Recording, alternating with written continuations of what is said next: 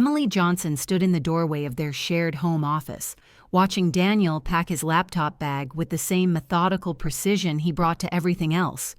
The morning light streamed through the window, catching the dust motes that danced between them like tiny witnesses to all the unspoken tension that had been building in their 12-year relationship. Her hands were perfectly steady as she held 2 cups of coffee, the ceramic warm against her palms, but her heart was racing with a decision she had made exactly 3 weeks ago. The decision that would change everything. "I need to tell you something," Daniel said without looking up, his voice carrying that familiar tone of barely concealed impatience, the same tone he used when explaining campaign strategy to volunteers who weren't quite keeping up. Emily set down both cups carefully on the wooden desk, the soft click of ceramic against wood marking, what she somehow knew would be a before and after moment. She noticed how he still expected her to stand there, absorbing his decision, managing his emotions, making it easier for him, just like she always had, just like she had trained herself to do for over a decade. "I've been thinking," Daniel continued, finally straightening to face her, though his eyes didn't quite meet hers. "We need a break. I need space to figure out what I really want." The words hung in the air between them like smoke from a fire that had been smoldering for years. Emily felt something inside her chest shift, not the sharp pain of heartbreak she might have expected, but something else entirely. Relief. Pure, unexpected relief. "Okay," she said simply. Daniel's head snapped up, surprise flickering across his face like a shadow. This wasn't the reaction he had scripted in his mind. No tears, no desperate questions about what she had done wrong, no pleading for him to reconsider. Just calm acceptance that seemed to unsettle him more than any emotional outburst could have. "I mean, it's not forever," he continued quickly, clearly thrown off balance by her composure.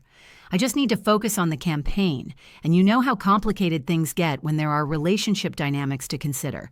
The advisors think it's better if I present as fully dedicated to public service right now."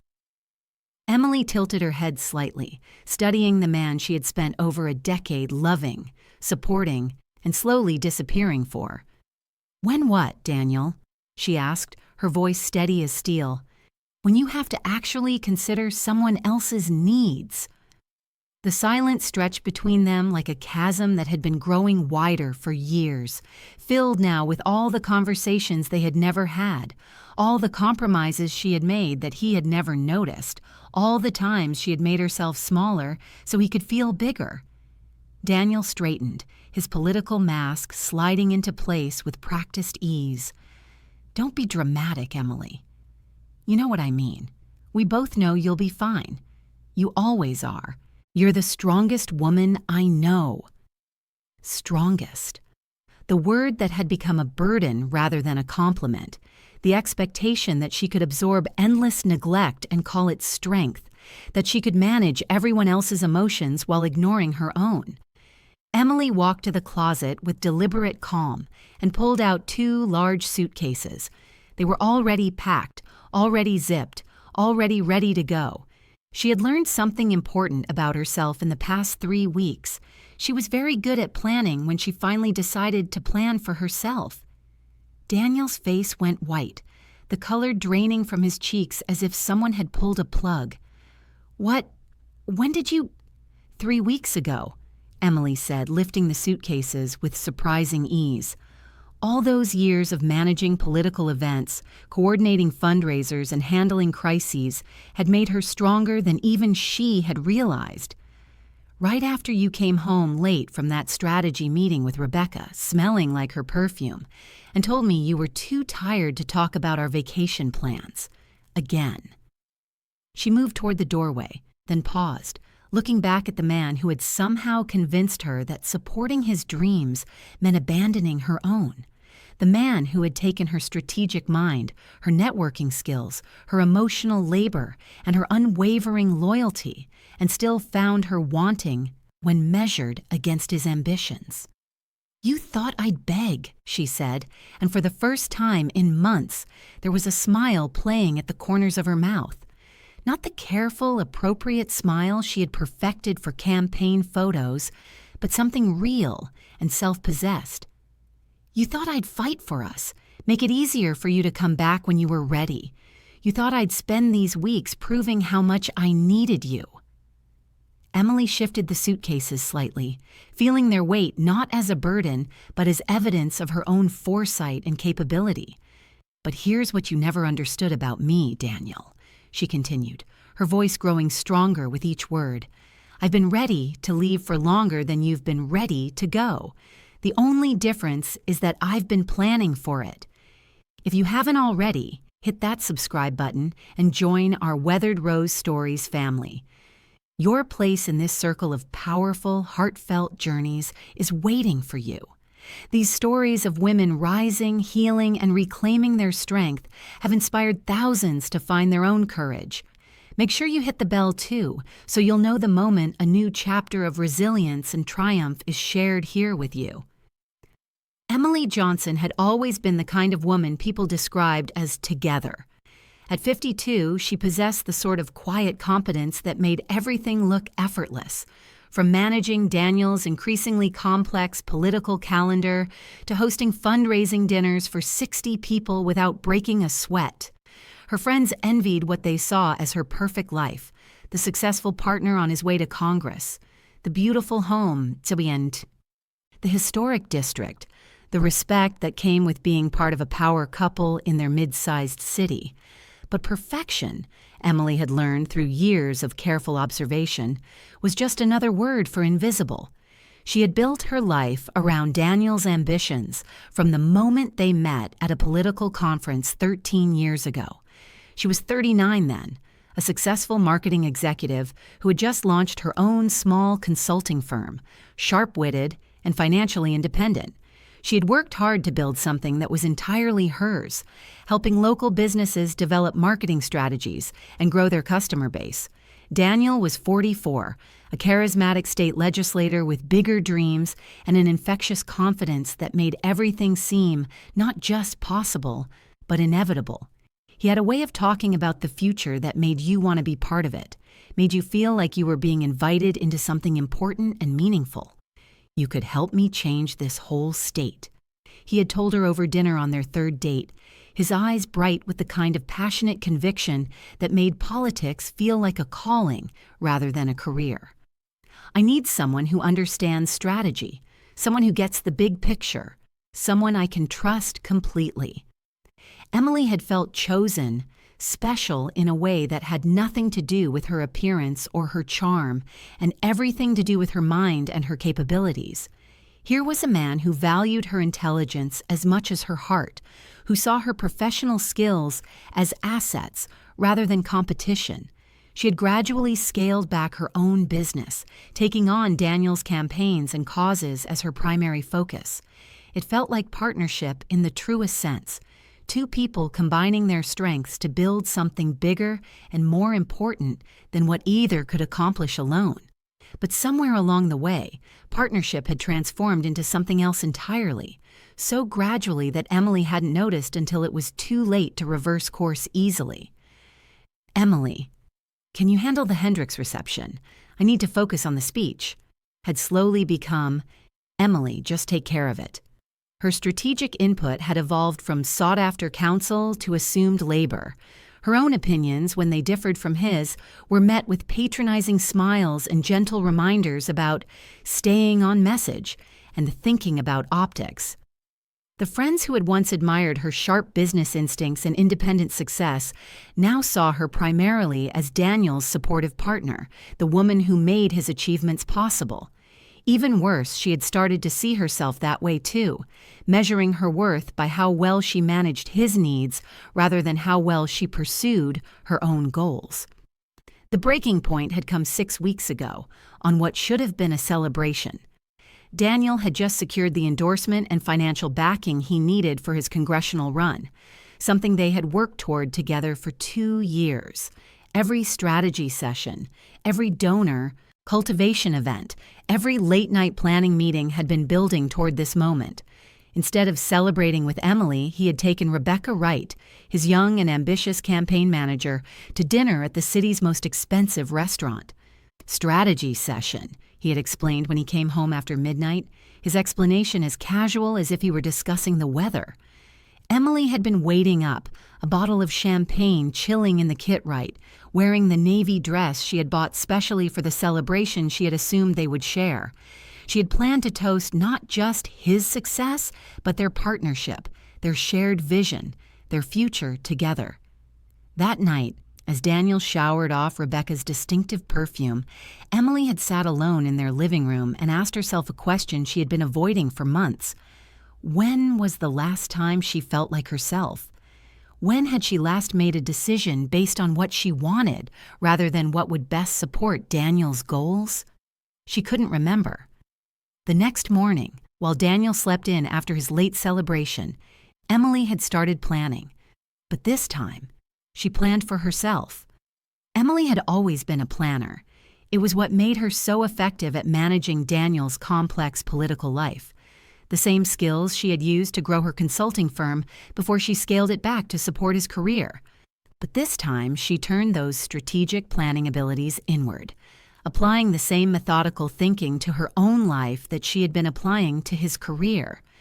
She researched apartments quietly, using her laptop during the hours when Daniel was at campaign events. She updated her resume for the first time in 9 years, reaching out carefully to old professional contacts who might remember her work from her consulting firm days. She organized her financial information, calculating what she would need to live independently, what assets were legally hers, what she could build on if she restarted her consulting practice. She did it all quietly, efficiently, methodically, the way she did everything else. No drama, no ultimatums, no desperate attempts to fix what had been breaking for years through neglect and assumption. She simply prepared for the inevitable with the same competence she brought to everything else in her life. She prepared to save herself. The morning Daniel asked for his break, Emily felt something she hadn't experienced in years: relief. Not heartbreak, not devastation, not even anger, but pure, clean relief, like finally setting down a weight she hadn't realized she was carrying. Walking out of their shared home with her packed suitcases felt like shedding a skin that had grown too tight, like stepping from a room where she had been holding her breath into fresh air, where she could finally breathe deeply again. But relief, Emily discovered over the next 12 hours, was a luxury that lasted exactly as long as it took reality to set in. By that evening, sitting in the AC or sterile efficiency apartment she had secretly rented 2 weeks earlier as her temporary landing place, the full scope of what she had done began to sink in, like water soaking through fabric. 12 years of shared life could not be unraveled with the simple act of packing bags, no matter how satisfying that act had felt in the moment. There were joint bank accounts to separate, shared credit cards to disentangle, social connections to navigate with care. There were mutual friends who would want explanations, political allies who would demand to know where their loyalties should lie, professional relationships that had been built around her identity as Daniel's partner. And there was Thomas, their 24-year-old son, who deserved an explanation that was honest without being destructive, that acknowledged the failure of the relationship without making him choose sides in a war he had never asked to join. Thomas called first, his voice tight with confusion and something that sounded like panic. "Mom, Dad says you two are taking a break. What does that even mean? Are you coming back home?" Emily sat on the rented couch in her temporary apartment, staring at blank walls that felt both liberating and terrifying in their emptiness. How do you explain to your adult son that you have been slowly disappearing for years, and that his father's casual dismissal had simply been the final confirmation of something you had known for months? "It means I'm remembering who I am," she said finally, choosing her words carefully. "And your father needs to figure out who he wants to be." The silence on the other end of the line stretched long enough that Emily wondered if the call had dropped. When Thomas finally spoke, his voice was smaller, younger, like the little boy who used to crawl into her lap when thunderstorms scared him. "Are you guys getting divorced?" The word hung in the air like smoke, heavy and acrid. Emily realized she hadn't actually said it out loud yet, hadn't let herself think that far ahead. She'd been so focused on the immediate act of leaving, on the logistics of separation, that she hadn't considered what permanent freedom might look like. "I don't know yet," she admitted, her honesty surprising her, "but I know I can't go back to the way things were." After Thomas hung up, clearly needing time to process what felt like the sudden collapse of everything he had thought was stable in his family, Emily found herself facing the profound silence of her new space. No political news playing constantly in the background, no campaign calls interrupting every meal, no careful modulation of her own voice to avoid conflict or controversy. Just silence, and the strange, unfamiliar weight of making decisions that affected only herself. Chapter 2. Her phone buzzed throughout the evening like a persistent mosquito, each notification bringing another attempt to pull her back into the web of relationships and expectations she had just escaped. Laura? Fisher, her best friend since college, checking in with the kind of careful concern reserved for major life crises. "How are you holding up? Need me to come over? I can bring wine, and we can figure this out together." Carol Whitman, a mutual friend from their political social circle, her message loaded with assumptions and barely concealed judgment. "Heard about you and Daniel. This seems so sudden. Are you sure you're thinking clearly? These things usually work themselves out if you give them time." Even Rebecca Wright, Daniel's campaign manager, the woman whose perfume had clung to Daniel's clothes 6 weeks ago. "Emily, Daniel told me what happened. I think there's been a misunderstanding. Can we talk? I really think you two just need to communicate better." Emily turned off her phone and ran a bath, something she hadn't done in years, because Daniel always needed the bathroom for his elaborate evening routine of political grooming. The water was too hot, the silence too complete, and for the first time since making her decision, Emily let herself cry. But she didn't cry for the relationship. She had been mourning that loss gradually over the past year, watching their connection fade like a photograph left too long in sunlight. Instead, she cried for the time she had lost, for the woman she had been before she started editing herself to fit someone else's expectations. She cried for all the times she had bitten her tongue when she disagreed with Daniel's positions, all the brilliant ideas she had never shared because they might complicate his messaging, all the dreams she had filed away as impractical or poorly timed or not quite right for a political wife. But mostly, she cried because she didn't know what came next, and for the first time in 13 years, that uncertainty felt like freedom rather than failure. The next morning brought Daniel's first attempt at damage control, arriving like a perfectly orchestrated campaign event. He showed up at her apartment with coffee from her favorite cafe and the megawatt smile that had once made her forget her own name, the same smile that convinced voters he was their best friend and most trusted advocate. "This is ridiculous," he said, settling into her small living space as if he belonged there, as if his presence could somehow override her decision through sheer force of familiarity. "We're both adults. We both know that every relationship goes through rough patches. We can work through whatever this is."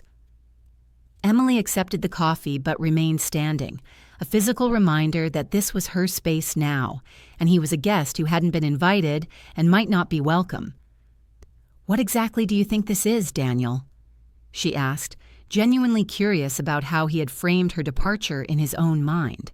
A rough patch, campaign stress getting to both of us, the pressure of public life taking its toll. He gestured around the sparse apartment with the dismissive wave of someone who couldn't understand why anyone would choose less when they could have more. But this dramatic gesture isn't solving anything. It's just creating more problems, more complications we don't need right now. The word dramatic hit Emily like a physical slap, the same word he had used dozens of times over the years to dismiss her feelings, her concerns, her very legitimate responses to his behavior. How many times had her hurt been labeled dramatic? How many times had her needs been characterized as unreasonable simply because they inconvenienced him? "You're right," she said quietly, setting down her coffee with deliberate care. "This isn't solving anything. Because there's nothing to solve, Daniel. There's just a relationship that stopped working for me, and a man who didn't notice because he was too busy being important." Daniel's confident mask slipped for just a moment, revealing something like confusion underneath. "I noticed. I thought you were stronger than this. I thought you understood what we were building together." Stronger than what? Stronger than having needs? Stronger than expecting to be valued as more than a supporting character in your story? Stronger than running away when things get difficult? Stronger than abandoning everything we've worked for because you're feeling neglected? Emily felt rage build in her chest like a storm gathering strength, but when she spoke, her voice was calm and clear. "I didn't run away from difficult, Daniel. I walked away from impossible. There's a difference." After he left, frustrated by her refusal to engage in the familiar dance of argument and reconciliation that had always ended with her apologizing for having feelings, Emily called Laura. "I need to do something," she said without preamble, "something that proves to myself that I'm not just running away from something. I need to prove I'm running towards something." Laura's voice was warm with understanding, the kind of unconditional support that Emily realized she had been missing in her marriage for years. "What did you have in mind?" "There's a fundraiser next week for the Women's Business Initiative. Daniel and I were supposed to go together, represent his campaign's commitment to supporting female entrepreneurs. I want to go alone, as myself, not as half of a couple, not as anyone's political accessory." "That sounds perfect," Laura said. "But are you ready for the questions people will ask?" "I'm ready to find out who I am when I'm not managing someone else's image." The fundraiser for the Women's Business Initiative felt like walking into a room where everyone knew a secret Emily had forgotten. She had attended dozens of these events over the years, but always as Daniel's partner, always with her role clearly defined: smile appropriately, engage in small talk that reinforced his political brand, stay on message, don't overshadow. Tonight, she was just Emily Johnson, and she had no idea what that meant in this context. "Emily!"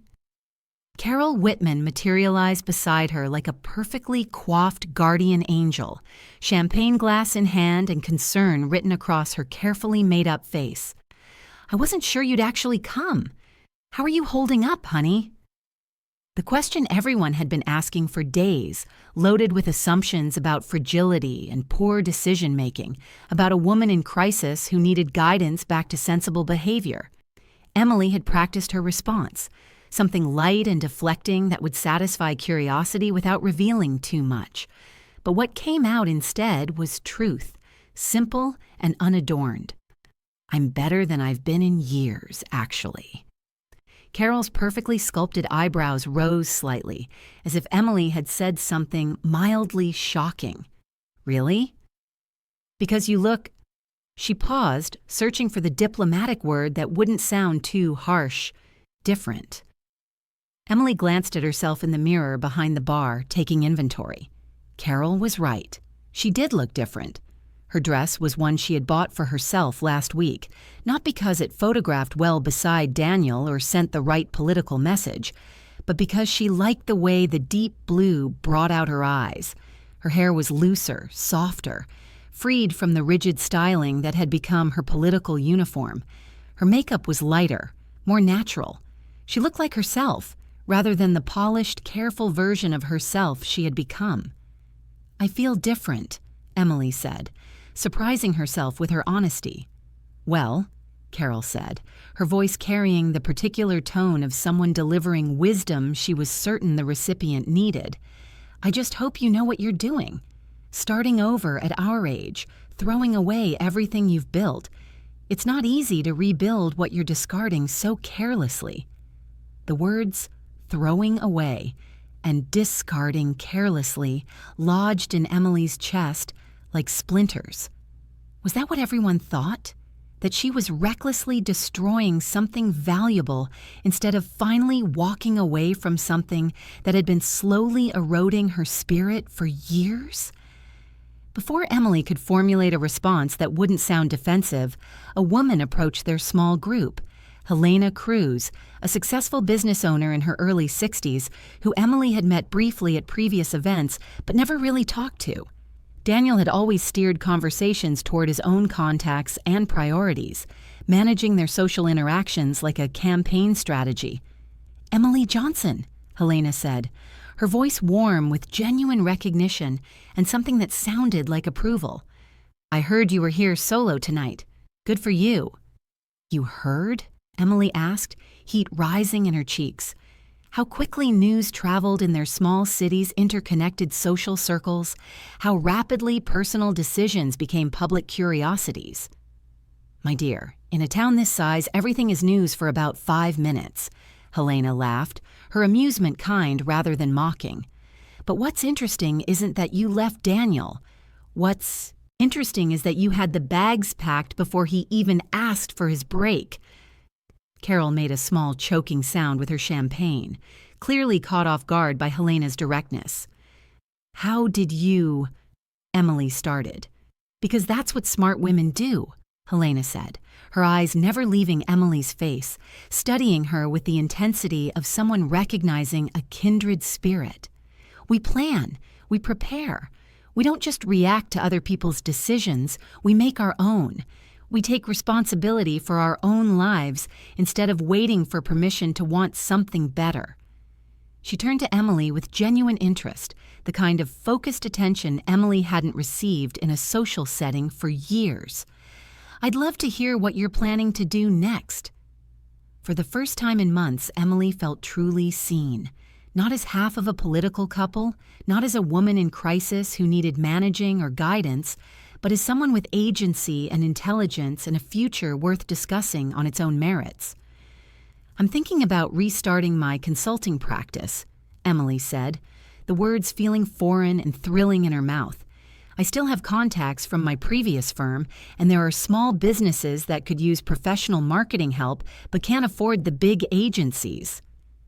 Helena nodded thoughtfully, her business mind clearly engaged. Smart market positioning, underserved and growing. "Have you thought about specializing in a particular sector?" "Actually, yes." Emily felt her confidence growing with each exchange. "Women-owned businesses. I know what it's like to have your expertise undervalued, your voice dismissed, your contributions taken for granted. I think I could help other women find their footing in business the way I'm finding mine in life." Carol shifted uncomfortably beside them, clearly displeased with the direction of the conversation. "Emily, don't you think you should take some time to process everything before making major career changes? Maybe try couples counseling first. 13 years is a lot to walk away from without exploring every option." "Why?" The question came out sharper than Emily had intended, cutting through the polite social atmosphere like a blade. "Why should I try to fix something I don't want anymore?" "Because 13 years is a long time to just abandon," Carol insisted, her voice taking on the tone of someone explaining obvious facts to a confused child. "And Daniel's career is really taking off. His congressional campaign could open doors you never imagined. You could be throwing away financial security, social standing, everything you've worked to build together. I could also be saving my life," Emily said quietly, the words carrying more weight than their soft delivery suggested. The conversation was interrupted by the evening's program beginning, but Emily found herself standing straighter, breathing deeper, feeling more present in her own skin than she had in years. Helena had handed her a business card before moving on to other conversations. "Call me next week. I know some people you should meet." As the speeches began, Emily realized she was actually listening to the content instead of scanning the room to see how Daniel was being received, whether he was networking effectively, whether there were photo opportunities they were missing. She was present in her own experience for the first time in years, absorbing information for her own use rather than filtering everything through someone else's agenda. The featured speaker was a woman who had restarted her marketing business at 58 after her husband's sudden death left her financially vulnerable and emotionally adrift. As she talked about the fear of starting over, the challenge of believing in herself after years of deferring to others, the gradual discovery that survival could transform into something much more powerful, Emily felt something shift inside her chest, like a key turning in a lock. The hardest part, the speaker said, her voice carrying the authority of lived experience, wasn't learning new skills or finding clients or figuring out the business side of things. It was giving myself permission to want more than just survival, permission to actually thrive. Permission to thrive. The phrase echoed in Emily's mind as she drove home to her small apartment, rolling around like a marble in an empty room. When was the last time she had thought about thriving instead of just managing, supporting, enduring whatever came next? Her phone buzzed with a text from Daniel. "Heard you were at the Women's Business fundraiser tonight. We should talk about how this looks for the campaign. People are asking questions." Emily stared at the message for a long moment, noting how even now his primary concern was how her behavior affected his political prospects rather than how she was doing or what she might need. She deleted the message without responding, a small act of rebellion that felt surprisingly significant. Tomorrow she would call Helena Cruz. Tonight she would plan her next move. For the first time in years, the future felt like something she was building rather than something that was happening to her. Chapter 3. The lunch with Helena Cruz changed everything and nothing all at once. They met at a small bistro downtown, the kind of place Emily used to love before her social calendar became dominated by political networking events and campaign strategy dinners, where every conversation served a purpose beyond simple human connection. "Tell me about your business background," Helena said, cutting straight to the point in a way that Emily found both refreshing and slightly intimidating. No small talk about the weather or careful inquiries about her situation with Daniel. No polite dance around the obvious questions. Emily found herself talking about her original consulting firm with an enthusiasm she had forgotten she possessed.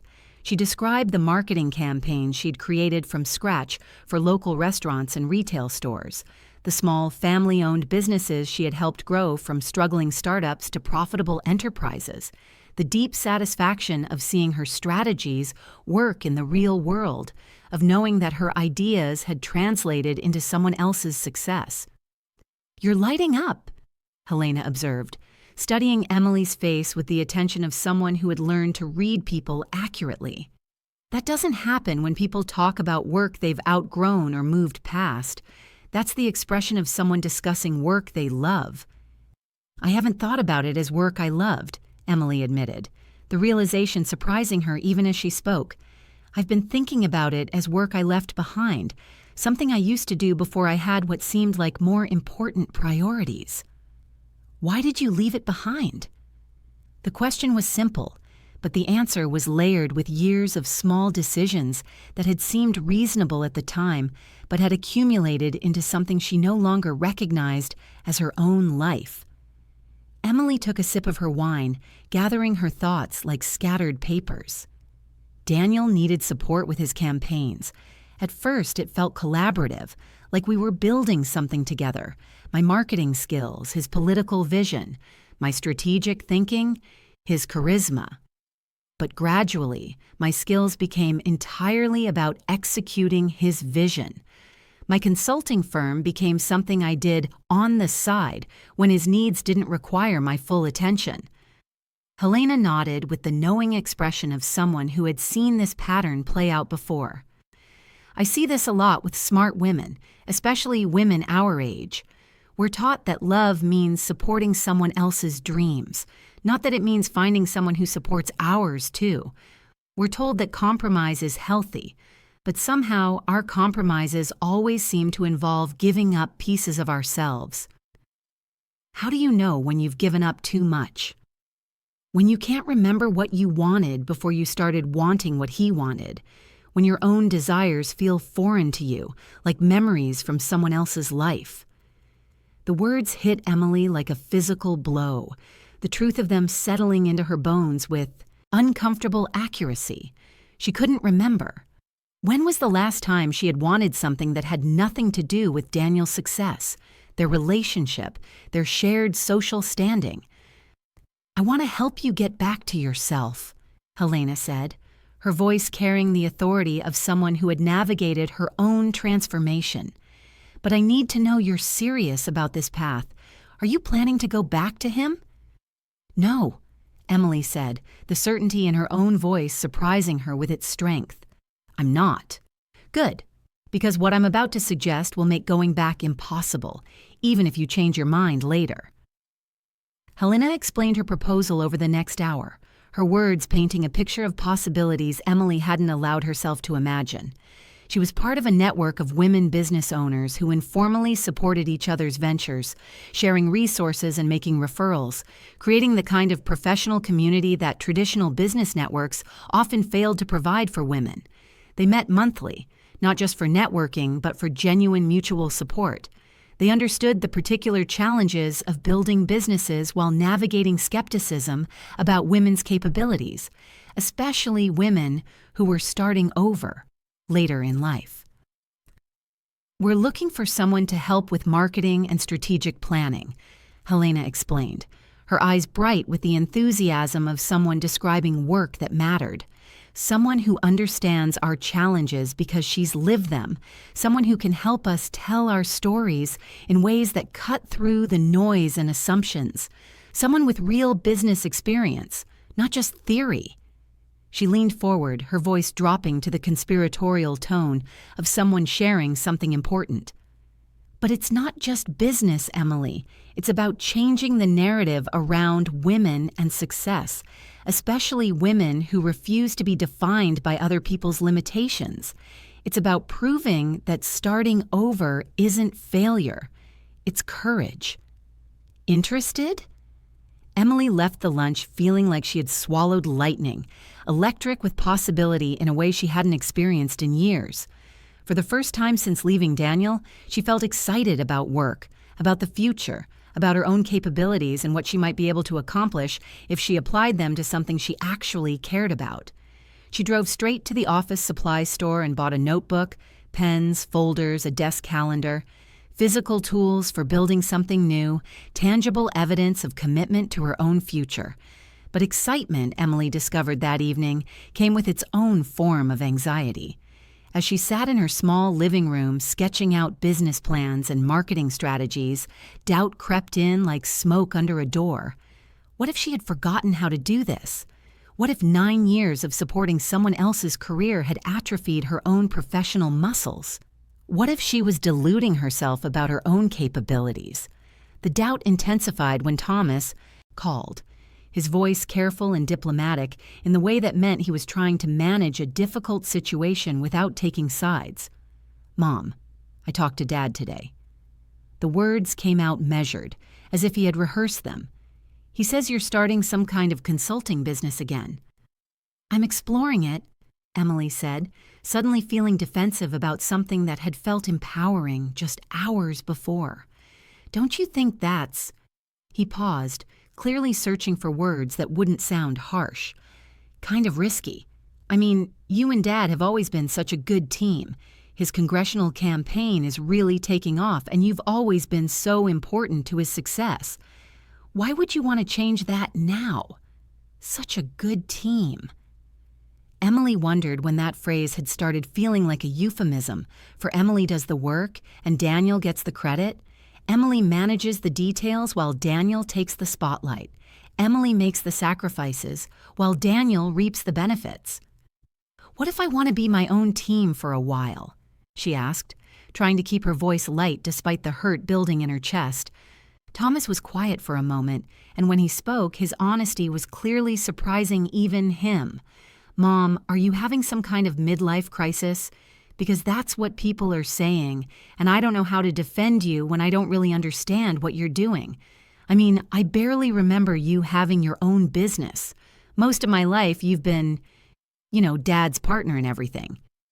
The question stung because it was exactly what she had been afraid people would think, that this wasn't a rational decision based on years of growing dissatisfaction and gradual self-erasure, but some temporary psychological crisis that would pass if she just waited it out and returned to being sensible. "What would it look like if this wasn't a crisis?" Emily asked carefully. "What if this was just me remembering who I am outside of being your father's partner? I guess." Thomas's voice grew even smaller. "I guess I don't really know who you are apart from being Dad's partner. I remember you had some kind of business when I was really little, but mostly what I remember is you taking care of things for our family, making Dad's career possible." The admission hung in the air between them, like a bridge neither of them was sure how to cross. Emily realized that her own son saw her primarily in relation to someone else, defined by her supporting role rather than her individual identity. How had she let that happen? When had she stopped being a whole person in the eyes of the people who mattered most to her? "Then maybe it's time you found out," she said softly, her voice carrying both sadness and determination. After they hung up, Emily sat in her small living room and made a list. Not a to-do list or a goal list, but something more fundamental. A list of things she liked, wanted, believed in. Things that had nothing to do with Daniel's preferences or political positions or campaign strategy. She liked Thai food, even though Daniel found it too spicy and insisted they always order something milder when they ate out. She wanted to travel to Morocco, even though he preferred European destinations with better infrastructure and more predictable political climates. She believed in universal health care, even though his political advisors had convinced him it wasn't a winning position in their district. Small things, but they added up to a person. A person who had been compromised away one small concession at a time, until Emily wasn't sure she existed anymore outside of her role as Daniel's perfect political partner. The next day, Emily made 2 phone calls that felt like declarations of independence. The first was to Helena, accepting her offer to meet with the Women's Business Network. Her voice was steady as she committed to something that was entirely her own choice, entirely about her own future. The second call was to Laura, and her request surprised even herself. "I need a favor," Emily said. "There's a Chamber of Commerce meeting next week where Daniel's giving a speech about economic development and business-friendly policies. I want to be there." "That's separate from the Women's Business Fundraiser, right?" Laura asked, clearly trying to keep the event straight. "Completely different. The fundraiser was about supporting women entrepreneurs. This chamber speech is about his broader economic platform," Emily explained. "Why would you want to sit through one of his campaign speeches? You've heard them all 100 times before, and honestly, they're not exactly riveting even when you're emotionally invested in the outcome. Because this time, I'm not going as his supportive partner doing advance work and damage control. I'm going as a business owner who has opinions about economic development policies, and I want to see if I have the courage to share those opinions publicly." Laura was quiet for a moment, and Emily could almost hear her processing the implications. "Emily, are you sure you're ready for that kind of public confrontation?" "I'm not looking for confrontation," Emily said, though she wasn't entirely sure she believed her own words. "I'm looking for my voice. There's a difference." But as she hung up the phone, Emily wasn't certain she knew what that difference was, or whether she was brave enough to find out.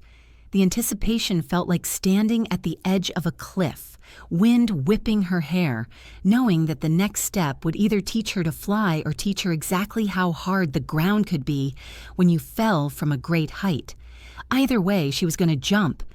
The Chamber of Commerce speech was supposed to be routine political theater. Daniel addressing the business community about his economic development platform, making the right connections with established business leaders, reinforcing his image as a candidate who understood the concerns of job creators and entrepreneurs. Emily had attended dozens of these chamber events over the years, always sitting in the audience with the other political spouses, always nodding supportively, always invisible, except as a reflection of her partner's electability. This time, she chose a seat in the third row, close enough to be seen clearly but far enough back to have perspective on the entire room. She wore a navy blazer she had bought for herself, not because it photographed well beside Daniel or sent the right political message, but because it made her feel professional and capable and ready for business. Daniel's speech was polished and familiar, hitting all the expected notes with the practiced ease of someone who had been refining the same message for years. He talked about tax incentives for large corporations, infrastructure investments that would benefit established businesses, the importance of maintaining a favorable business climate that would attract outside investment to their region. It was a good speech, strategically sound, well-researched, politically safe in all the ways that mattered for electoral success. It was also completely tone-deaf to the reality of small business owners, particularly women entrepreneurs who were struggling to access capital, find mentorship, and navigate systems that had been designed by and for men who looked nothing like them. When the moderator opened the floor for questions, Emily felt her heart begin to race with an adrenaline that was part terror, part exhilaration. She hadn't planned to speak. She had come to observe, to test her own courage in simply being present as herself, rather than as Daniel's political accessory.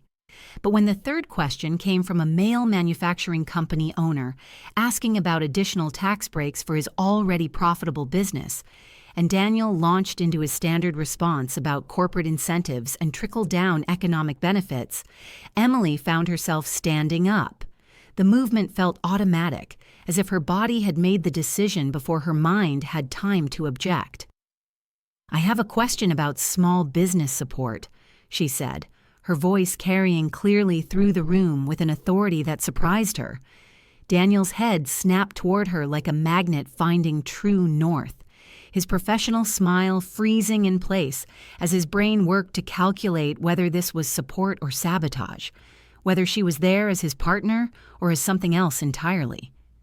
"Specifically," Emily continued, her confidence growing with each word, "what is your plan for addressing the systemic barriers that women and minority-owned businesses face in accessing capital and government contracts?"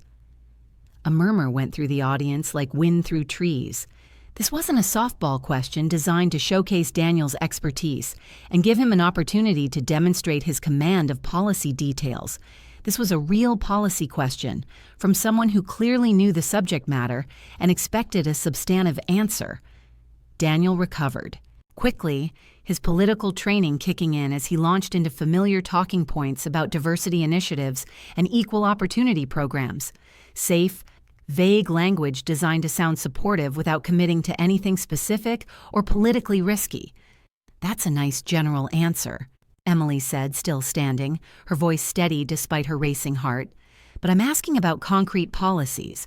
Are you supporting the state legislation that would require a percentage of government contracts to go to women and minority-owned businesses? Are you planning to advocate for changes to lending requirements that disproportionately impact women entrepreneurs who have the same qualifications as their male counterparts but are denied loans at twice the rate?" The room was completely silent now, the comfortable rhythm of routine political theater replaced by the tension of real-time policy debate between a candidate and a constituent who clearly knew her material. Daniel's political instincts kicked in, defaulting to the safe harbor of non-commitment. Those are complex issues that require careful study and consultation with stakeholders before I could commit to specific legislative positions. "I've done the study," Emily interrupted, her voice cutting through his deflection like a knife through butter. "Women-owned businesses employ over 9 million people, but receive less than 5% of venture capital funding. They're twice as likely to be denied loans despite having lower default rates than male borrowers. These aren't complex issues requiring more study. They're documented facts with documented policy solutions. She sat down to scattered applause, her hands shaking slightly as the adrenaline of the moment began to ebb. In 30 seconds, she had done something she had never done before. Challenged Daniel publicly, used her own expertise to correct his talking points, and claimed intellectual space in a room where she had always been decorative rather than substantive. I want to know, have you ever had that moment when you realized you'd lost yourself in trying to be what someone else needed? Share your story in the comments below. Sometimes the most powerful thing we can do is acknowledge that we're not alone in this journey of finding our voice again. After the event, Emily found herself surrounded by people she'd never really talked to before, despite seeing them at political events for years. Small business owners, women entrepreneurs, people who had been impressed not just by her knowledge but by her courage to speak up when it would have been easier and safer to stay silent. "You clearly know this policy area inside and out," said Maria Santos, who owned a small consulting firm specializing in nonprofit management. "Have you ever considered running for office yourself?" The suggestion hit Emily like lightning, illuminating possibilities she had never allowed herself to imagine. She had spent 13 years supporting Daniel's political ambitions, strategizing his campaigns, crafting his messages, analyzing his opposition research. But running herself? Using those skills for her own vision rather than someone else's? The idea had literally never occurred to her. I don't think I'm politician material," Emily said, the reflexive self-deprecation rising automatically. "You just demonstrated that you know policy. You can think on your feet under pressure. You're not afraid to challenge the status quo even when it's uncomfortable, and you can articulate complex issues in ways people can understand," Maria said matter-of-factly. "That sounds exactly like politician material to me." As Emily drove home, her phone buzzed with text messages like a drumbeat of reaction. Some from women who had been at the event, asking for her thoughts on various policy issues, wanting to continue conversations about economic development and women's business concerns. Others from people in Daniel's political circle, expressing surprise at her performance, some supportive, others clearly concerned about the implications for his campaign.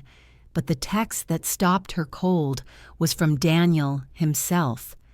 "We need to talk, tonight."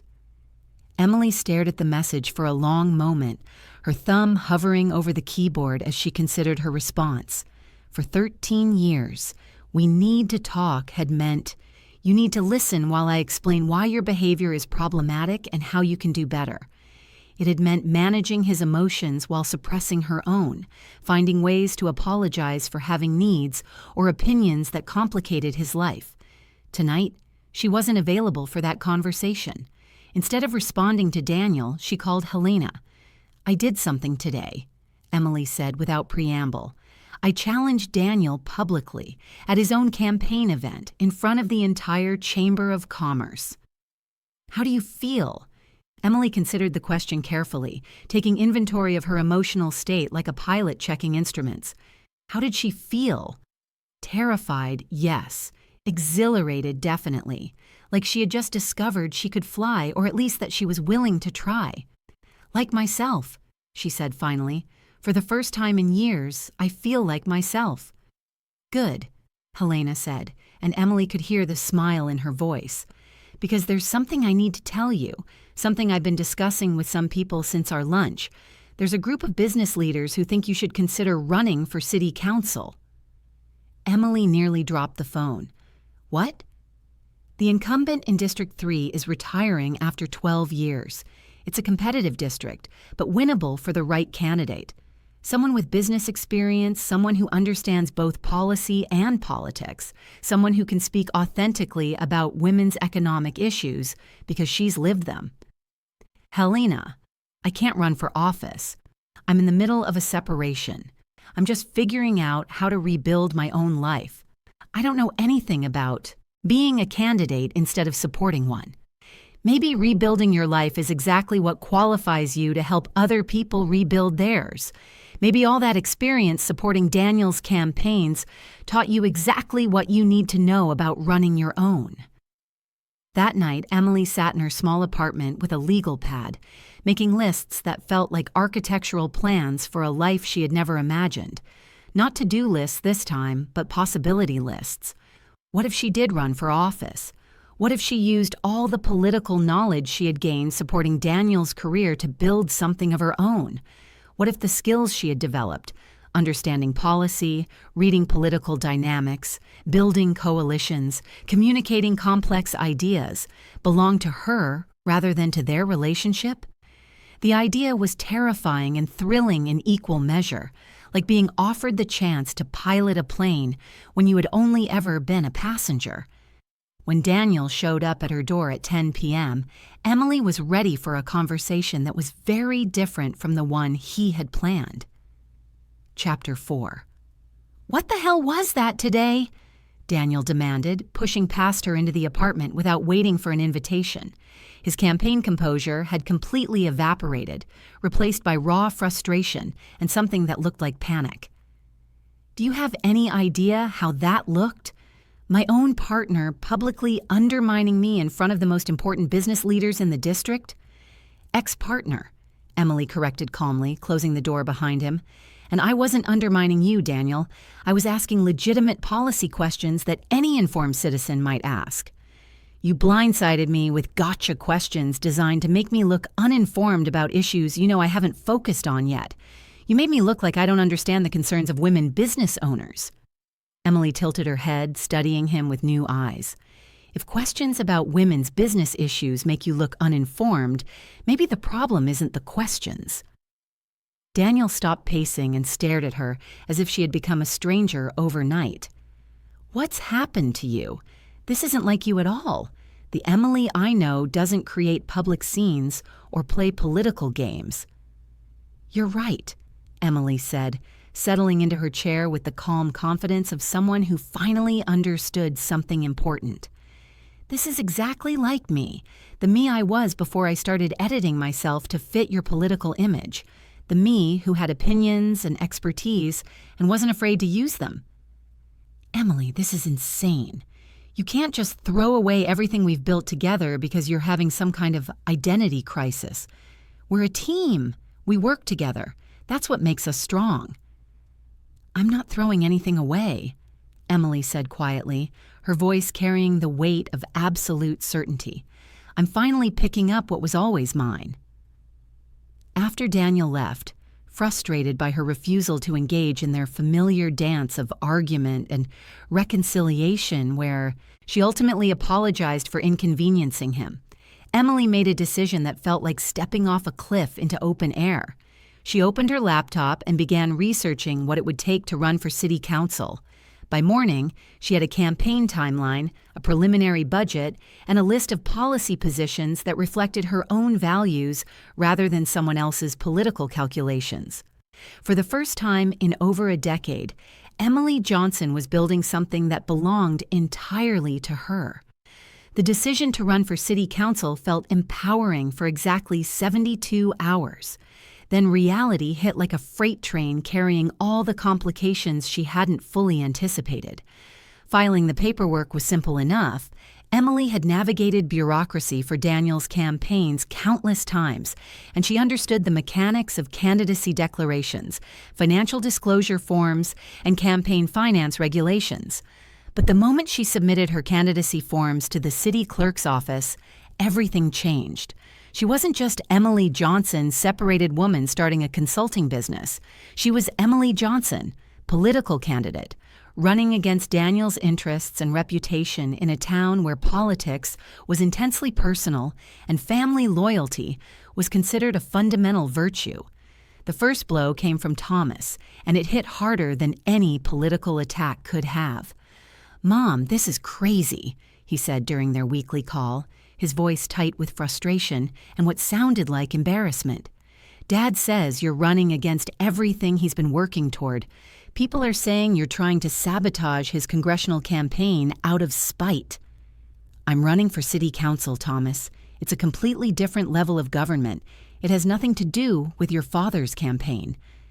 "It has everything to do with it." His voice cracked with emotion. "You're his family. When you criticize his policies publicly, when you run on a platform that contradicts his positions, it reflects on him. His advisors are saying it could cost him votes because people will think his own family doesn't support him. Emily felt the familiar stab of guilt, the old conditioning that made her automatically responsible for managing everyone else's emotions and outcomes, for making sure her choices didn't inconvenience anyone else. "What do you think I should do?" she asked carefully. "I think you should drop out and work things out with Dad. I think you should stop making our family a public spectacle. I think you should remember that some things are more important than your personal feelings." The words hit harder because they came from her son, the person she had sacrificed so much to provide with stability and security. Thomas had always been her ally, the one person who understood her sacrifices and appreciated her role in building their comfortable life. Now he was looking at her like she was a stranger who had disrupted something precious and irreplaceable. The second blow came from her finances, a reality check that arrived with the cold precision of mathematics. Running a campaign, even a local one, required money she didn't have readily available. Her consulting business was barely off the ground, generating more hope than income. Her personal savings were modest, and Daniel had been their household's primary earner for years. She had been so focused on the emotional freedom of leaving, on the psychological necessity of reclaiming her identity, that she hadn't fully calculated the financial vulnerability that independence would require her to navigate. Carol Whitman delivered the third blow disguised as concerned friendship, arriving at Emily's apartment with coffee and the particular expression of someone bearing difficult news for the recipient's own good. "Emily, honey, I have to ask, are you sure you're thinking clearly about all this? Starting a business, running for office, ending a 12-year relationship. It's an awful lot of major life changes all at once." They sat in Emily's small living room, the space feeling even more cramped with Carol's presence, filling it with judgment and unsolicited advice. "Sometimes life requires major changes," Emily said carefully, trying to maintain politeness while defending choices she was increasingly unsure about. "But at our age, when you have so much to lose?" Carol leaned forward, her voice dropping to the conspiratorial whisper of someone sharing important intelligence. "People are talking, Emily. They're saying you've had some kind of breakdown, that you're acting erratically, making decisions that don't make sense." "People are saying that? Or Daniel is saying that?" Carol's flush told Emily everything she needed to know about the source of these concerns. "He's worried about you," Carol continued, clearly uncomfortable with being caught as Daniel's messenger. "We all are. This just isn't like you. The Emily we know doesn't make impulsive decisions or create unnecessary drama." "How do you know what I'm like?" Emily asked, her voice sharper than she had intended. "How do any of you know what I'm like when you've only ever seen me as half of a couple, as Daniel's supportive partner?" The fourth blow was the worst because it came from inside her own head, during the long hours when doubt crept in like fog, obscuring all the clarity she thought she had achieved. Sitting alone in her apartment that evening, Emily looked at her campaign materials, her business plans, her carefully researched policy positions, and wondered if everyone was right. Was she having a breakdown? Was this courage or delusion? Was she rebuilding her life or destroying it? She thought about the comfortable life she had walked away from, the financial security, the social standing, the clear role and expectations that required no daily decisions about who to be or what to want. She thought about Daniel's implicit offer to take her back if she came to her senses and stopped this embarrassing public display of independence.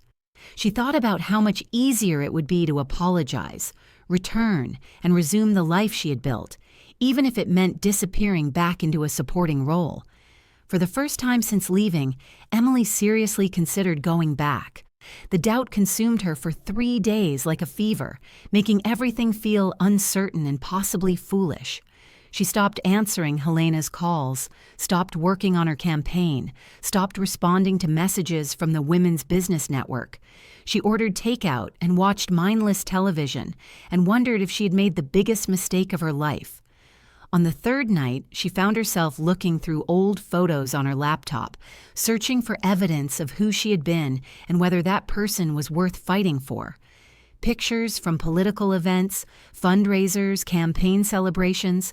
In every single photo, Emily was smiling, perfectly dressed, standing slightly behind Daniel or beside him with the practiced ease of someone who knew exactly how to look supportive without stealing focus. She looked happy in these photos. She looked successful and confident and like she belonged in these rooms with these important people. But looking more closely, Emily noticed something that made her stomach drop with recognition. In every single photo, her smile looked exactly the same. Not genuine happiness, not real joy or satisfaction, but the professional, appropriate smile of someone playing a role she had perfected over years of practice. She couldn't find a single photo from the past 5 years where she looked genuinely happy, but she could remember moments of genuine happiness from the past few weeks. The lunch with Helena, when she felt truly seen and understood. The moment she stood up at Daniel's speech and found her voice, surprising herself with her own courage. The evening she had spent planning her campaign, feeling like she was building something that actually mattered to her. Emily closed the laptop and made a decision that felt like choosing herself for the first time in years. Maybe she was having a breakdown. Maybe she was acting erratically. Maybe everyone was right to be concerned about her choices and her mental state. But maybe, for the first time in years, she was also acting like herself. The next morning, she called Helena back. "I'm ready to fight," she said without preamble, "but I'm going to need help." The help came in forms Emily hadn't expected, building a network of support she hadn't known she needed. Helena connected her with Rita Coleman, a retired teacher who had run successful grassroots campaigns for school board candidates and understood the particular challenges of running as a woman in local politics. Rita was practical, no nonsense, and had survived her own very public divorce from a prominent local attorney, emerging stronger and more focused on the other side. "First rule of running as a woman," Rita told Emily over coffee at the same bistro where she had lunch with Helena, "they're going to try to make it about your personal life instead of your qualifications. Don't let them. They're already saying I'm having a breakdown." "Good," Rita said with a grin that was equal parts warmth and steel. "Let them underestimate you. It'll make winning that much sweeter." Rita became Emily's campaign manager, bringing years of experience and a practical understanding of what it took to win local elections. Laura became her treasurer, handling financial records and compliance with campaign finance laws. Helena opened doors to donors who believed in supporting women candidates, particularly women who had the courage to start over and build something new. For 2 weeks, Emily felt like she was building real momentum, creating something meaningful that could actually make a difference in her community. Then Daniel escalated the conflict in ways that made her personal decision into a public political battle. It started with a carefully worded statement to the local newspaper, crafted with all the political skill Emily had helped him develop over the years. Daniel expressed deep concern for Emily's well-being and disappointment that their private marital issues were being played out in the public arena. He positioned himself as the reasonable, concerned partner, trying to protect both their reputations while Emily acted irrationally and selfishly. The article ran with the headline, "Congressional Candidate's Wife Files for City Council Amid Marriage Troubles." Not marketing executive launches political career or local business owner seeks public office. Wife. That's how the newspaper defined her, even in coverage of her own independent political campaign. But the newspaper article was just the opening salvo. Thomas called that evening, his voice strained with the pressure of being caught between his parents in an increasingly public conflict. "Mom, Dad showed me the polling numbers from his campaign. Your city council race is actually hurting his chances in the congressional primary. People are confused about what your family stands for, and some of his donors are pulling back because they don't want to get involved in what looks like a messy divorce." "Maybe they should be confused," Emily said, surprised by her own lack of concern for Daniel's political prospects. "Maybe we never actually stood for the same things." "That's not fair, Mom. You helped build his platform. You believed in his vision. You worked for years to get him to this point." The conversation with Thomas left Emily shaken, but it was the conversation with her campaign donors that nearly broke her resolve entirely.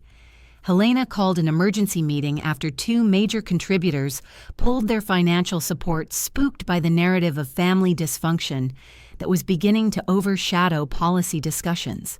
"They're nervous about the optics," Helena explained gently, her disappointment clear but her support unwavering.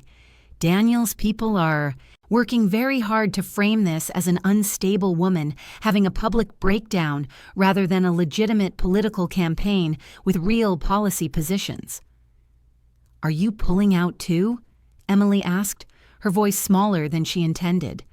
"Absolutely not, but I need you to be prepared for this to get uglier before it gets better. Local politics can be vicious, especially when family dynamics are involved." Uglier turned out to be a significant understatement. Chapter 5. The attack came during the candidate forum at the community center, in front of an audience of voters who would decide not just Emily's political future, but whether her attempt to rebuild her life would be taken seriously or dismissed as the desperate act of a woman in crisis. Emily had prepared thoroughly for this moment, spending hours reviewing policy briefings and practicing answers to likely questions. She felt confident, professional, ready to prove that she belonged on that stage not as someone's ex-wife having a breakdown, but as a qualified candidate with real solutions to real problems. Her opponent, Mike Harrison, was a local business owner with 8 years of city council experience and the kind of established credibility that came from never having had his qualifications questioned. He started traditionally enough, outlining his vision for the district, his track record of fiscal responsibility, his deep roots in the community. Then he looked directly at Emily with the practiced delivery of someone who had planned his attack carefully.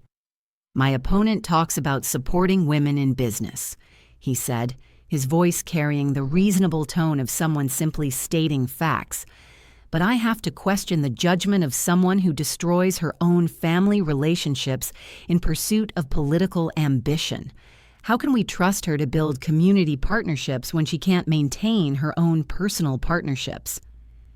The room went silent with the particular tension that comes when someone crosses a line that everyone recognizes, but no one expected to see crossed so boldly. Emily felt her face burn with embarrassment and anger, her carefully prepared talking points evaporating like water on hot pavement. This wasn't about policy anymore, or qualifications or vision for the community. This was about her right to exist as a person separate from her relationship status, her right to make choices about her own life without having them used as evidence of fundamental character flaws. In the silence that followed Mike's attack, Emily heard her own heartbeat, loud and steady like a drum calling her to battle. She thought about all the times she had absorbed Daniel's frustration, managed his emotions, made herself smaller to avoid exactly this kind of conflict. She thought about the woman in those old photos, always smiling the same professional smile, always standing slightly behind, always managing other people's comfort at the expense of her own authenticity. She stood up straighter and looked directly at Mike Harrison, then slowly turned to address the full audience. "You want to talk about judgment?" Emily said, her voice carrying clearly through the room with an authority that surprised her. "Let's talk about the judgment of assuming a woman's worth is determined by her relationship status. Let's talk about the judgment of believing that standing up for yourself is destroying something, rather than finally building something authentic." She paused, letting her words settle, feeling the attention of the room focus completely on her. I spent 12 years supporting someone else's political ambitions, and in that time I learned how to build coalitions, navigate complex policy issues, and create effective campaigns. I know how to analyze budgets, manage competing interests, and communicate with people who have very different perspectives and needs. Her voice grew stronger with each sentence, feeding on its own momentum. But more importantly, I know what it feels like to have your voice dismissed, your expertise undervalued, and your independence questioned simply because you're a woman who refuses to stay in a supporting role. Those experiences don't disqualify me for office. They prepare me to represent people who've had the same experiences and deserve someone who understands their struggles. The applause started slowly, then built like a wave gathering strength. Not everyone was clapping, but enough people were that Emily felt something fundamental shift in the room and in herself. After the forum, a group of women approached her with the kind of energy that comes from feeling represented for the first time. Business owners, single mothers, retirees who had never felt their concerns reflected by traditional politicians. "You said what I've been thinking for years," said one woman, gripping Emily's hand with fierce intensity. "That our worth isn't dependent on someone else's approval, that we don't have to apologize for wanting more than we're offered." But as Emily drove home, the high of standing up for herself was tempered by the reality of what she was up against. The local political establishment was arrayed against her. Her family relationships were strained to the breaking point, and her financial resources were limited compared to what Mike Harrison could mobilize. Daniel had institutional support, name recognition, and professional political operatives who knew how to turn personal crisis into political weapon. Emily had passion, policy knowledge, and a growing group of supporters who felt overlooked by traditional politics. She wasn't sure it would be enough, but for the first time in her life, she was fighting for something that belonged entirely to her. Win or lose, she would know she had stood up for herself and for the values she believed in, rather than compromising them away for the sake of other people's comfort. The question now was whether standing up would be enough to withstand the pressure that was building against her from every direction. Election day arrived gray and drizzling, the kind of weather that traditionally favored established candidates with reliable voter bases and well-organized get-out-the-vote operations. Emily stood outside the main polling place at 6 in the morning, holding campaign signs and greeting early voters with a smile that felt genuine for the first time in years. "Good luck today," said Mrs. Patterson, an elderly woman, Emily, had met while campaigning door-to-door in the senior housing complex. "You've got my vote, dear. It's time we had someone on council who understands what real people go through." By noon, Emily was cautiously optimistic. The turnout was higher than expected, particularly among demographics that traditionally didn't vote in local elections. Rita reported strong numbers from the precincts, where they had focused their grassroots organizing efforts, and exit polling suggested Emily's message about economic inclusion and small business support was resonating with voters who felt left behind by traditional economic development strategies.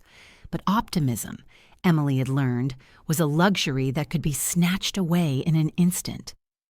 At 3 p.m., Laura called with news that made Emily's stomach drop like a stone thrown into deep water.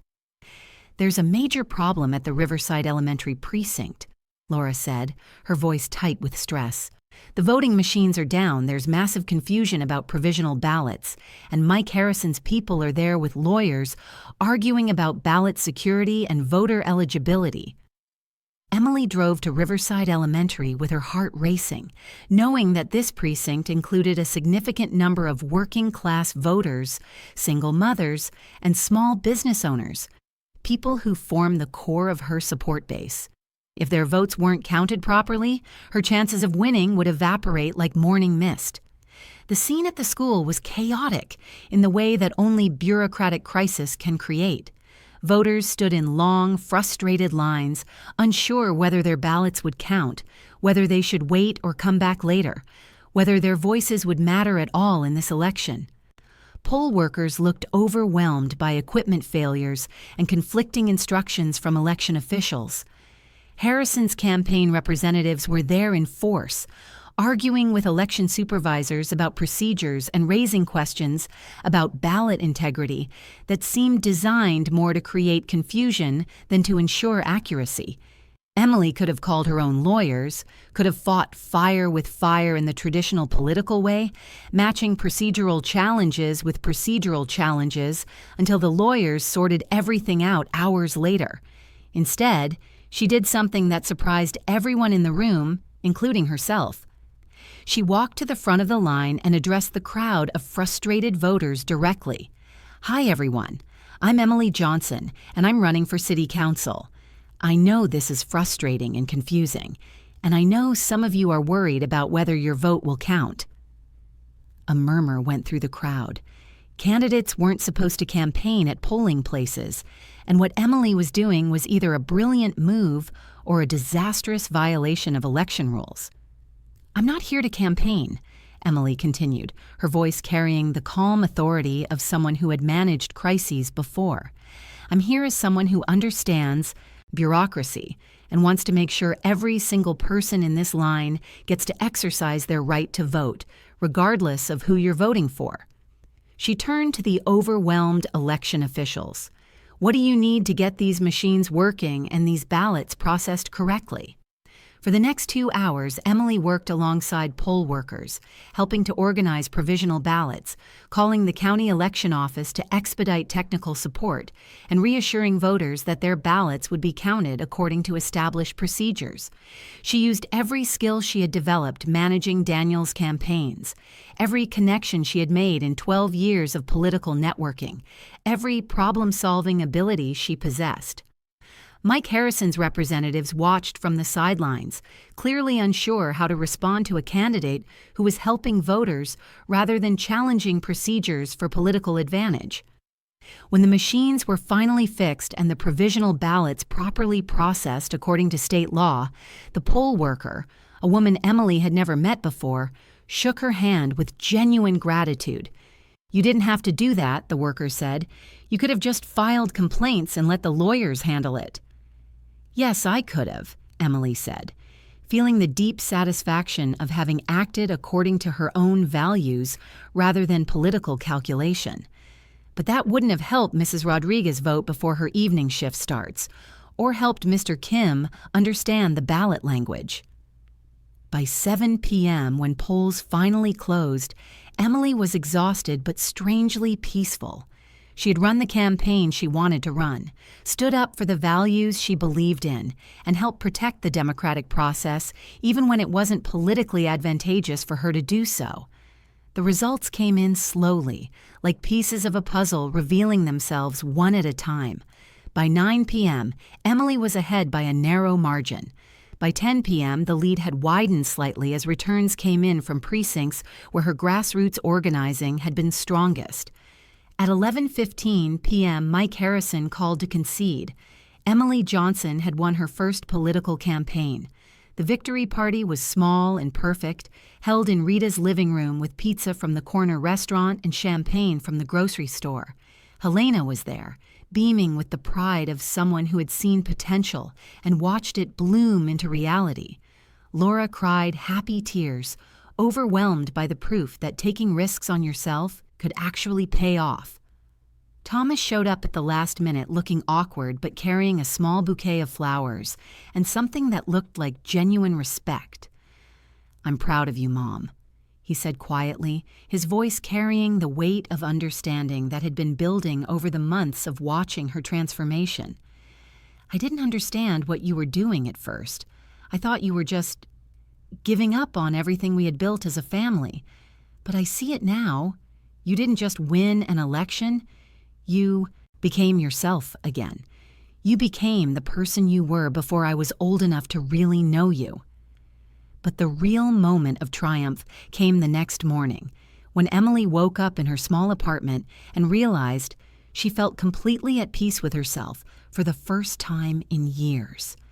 She had built something that belonged entirely to her. She had found her voice, used it to serve others, and proven that starting over wasn't just possible. It was powerful. She had created a life that reflected her own values, her own priorities, her own vision of what mattered. Daniel called that afternoon, his voice carefully modulated in the way that meant he was managing his own emotions while trying to manage hers. "Congratulations," he said, the word carrying layers of complexity she could hear but didn't need to analyze. "I heard about what you did yesterday at the Riverside Precinct. That was impressive, professional. Thank you." "Emily, I've been thinking," he continued, his voice taking on the persuasive tone she recognized from 1,000 political conversations. "Maybe we moved too fast with this separation. Maybe we were both stressed and not thinking clearly about what we were giving up. You've proven you can be successful on your own, but imagine what we could accomplish together now that we both understand what you're capable of. My congressional campaign could use someone with your skills, and your business experience would be a real asset." Emily looked out the window of her apartment at the city she would now help govern, at the community she had committed to serve not as someone's partner, but as herself. She thought about the woman who used to stand slightly behind in every photograph, the woman who edited herself to fit someone else's vision, the woman who confused supporting others with disappearing herself. "Daniel," she said gently, her voice carrying the certainty of someone who finally knew exactly what she wanted. "I don't want to be successful together anymore. I want to be successful as myself."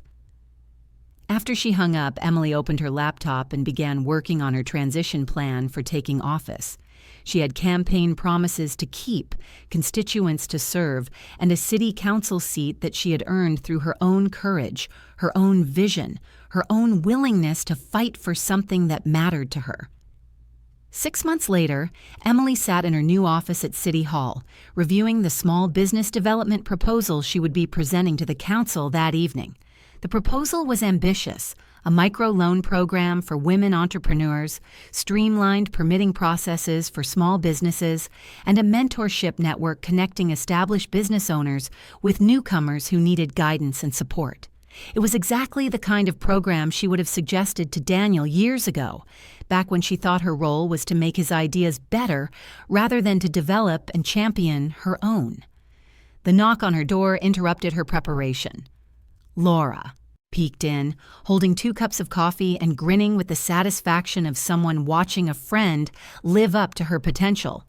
"Ready for tonight?" "Ready as I'll ever be," Emily said, accepting the coffee gratefully. "How's the consulting business treating you?" "Growing faster than I can handle, actually.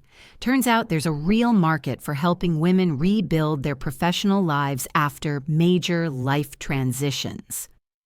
Laura settled into the chair across from Emily's desk. "Speaking of which, Helena wants to know if you're interested in being the keynote speaker at the Women's Business Network annual dinner next month." Emily considered the invitation, noting how automatically she checked her own calendar and priorities rather than wondering how the commitment might affect someone else's schedule or agenda. "Tell her yes," Emily said without hesitation. "I'd be honored." Through her office window, Emily could see the community garden that the council had approved during her first month in office, her first successful legislative initiative. Local families were already planting vegetables in the raised beds, and the area that had been an empty lot for years was becoming a gathering place where neighbors actually talked to each other. Small changes, but meaningful ones that improved people's daily lives in ways they could see and touch. Her phone buzzed with a text from Thomas. "Saw the news coverage of your business proposal online. Dad says it's actually pretty smart policy. High praise from him considering everything that's happened." Emily smiled at the message, noting how her relationship with Thomas had slowly healed over the past months as he adjusted to seeing his mother as a complete person rather than half of a parental unit. Even Daniel had grudgingly acknowledged her political skills, though he still seemed genuinely baffled by her choice to use them independently, rather than in service of his career. The real measure of her transformation, though, wasn't in other people's approval or recognition. It was in the quiet satisfaction she felt each morning when she woke up, knowing that her day would be spent on work that mattered to her, guided by values she had chosen rather than inherited or adopted for someone else's benefit. That evening, as Emily presented her small business proposal to a packed council chamber, she noticed familiar faces in the audience. Helena, beaming with the pride of a mentor watching her protégé succeed. Rita, taking notes for the campaign newsletter that had evolved into a broader women's political organizing tool. Maria Santos and other women business owners who had become not just supporters, but genuine friends and colleagues. Economic development isn't just about attracting large corporations with tax incentives, Emily told the council and the audience, her voice carrying the confidence of someone who had learned to trust her own expertise. It's about creating opportunities for people who are already here, people who want to build something meaningful in their own community, rather than waiting for someone else to create their future for them. The proposal passed unanimously, 6 votes in favor of investing in local women-owned businesses, rather than simply hoping that benefits from large corporate incentives would eventually trickle down to everyone else. After the meeting, as Emily walked to her car through the cool evening air, she realized she had stopped looking for Daniel's approval or criticism in the faces around her. She had stopped editing her words to avoid conflict or controversy. She had stopped making herself smaller to accommodate other people's expectations or comfort levels. She was simply Emily Johnson, city councilwoman, business consultant, woman who had learned that it's never too late to become exactly who you're meant to be. If this story resonated with you, I'd love to hear about your own journey of finding your voice and claiming your power. Have you ever had to choose between safety and authenticity? What gave you the courage to step into who you really are? Share your story in the comments below. Your experience might be exactly what someone else needs to hear today. And if you're just beginning your own transformation, remember this: it's never too late to pack your bags and leave behind anything that makes you smaller than you really are. Emily's story had become part of a larger conversation about women's empowerment and late-life reinvention, but more importantly, it had become a testament to the power of choosing yourself, not as a rejection of others, but as an embrace of your own worth and potential. The woman who once stood slightly behind in every photograph now stood firmly in her own light, casting shadows that sheltered and inspired others to find their own courage and build their own authentic lives. And if you asked Emily what she had learned from her journey, she would tell you this: sometimes the most radical thing you can do is simply refuse to disappear. Sometimes the greatest act of love for yourself and for the people who matter to you is to become so completely yourself that you inspire others to do the same. The bags had been packed long before Daniel asked for his break. Emily had simply been waiting for permission to use them, permission that she finally realized she could only give to herself.